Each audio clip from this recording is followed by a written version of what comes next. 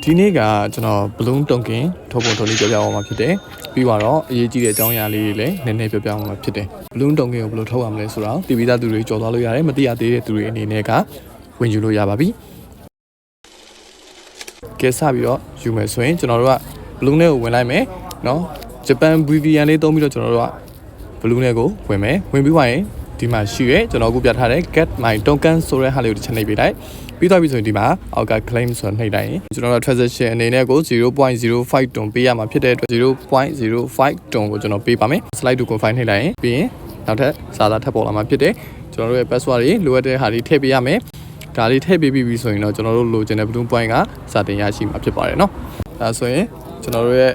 balloon point ရာကြီးဖြစ်ပါတယ်ဒီမှာတစ်ချက်ပြောချင်တာကလက်ရှိရပြီးသားကျွန်တော်တို့ကဒီ token တွေကိုဆက်ပြီးတော့ကင်ထားမလားချက်ချင်းရောင်းမလားဒါမျိုးရှိပါတယ်ပြီးတော့နေ့တိုင်း daily အနေနဲ့အများနဲ့ဝင်ယူပေးရမှာဖြစ်တယ်တရက်ကလေးမယူမိလိုက်တာနဲ့ရနေတဲ့ balloon token တွေဒီရမှာမဟုတ်တော့ပါဘူးဒါလေးကိုသတိထားဖို့လိုပါတယ်တွန်းနေလိုချင်တယ်ဆိုရင်ကျွန်တော်ဒီမှာလာဝယ်လို့လည်းရတယ်ကျွန်တော်ဒီမှာလာဝယ်ချင်တယ်ဆိုရင် Telegram မှာ xexel.1 ဆိုပြီးတော့ကျွန်တော်ရဲ့ direct message တိုက်ရိုက်လာပြီးတော့ဝယ်လို့ရမှာဖြစ်ပါတယ်ကျေးဇူးအများကြီးတင်ပါတယ် balloon token ဘယ်လောက်ရလဲဆိုတော့ comment မှာမှတ်သွားကြလို့ရပါတယ်ကျွန်တော်ကတော့ Excel ဖြစ်ပါတယ်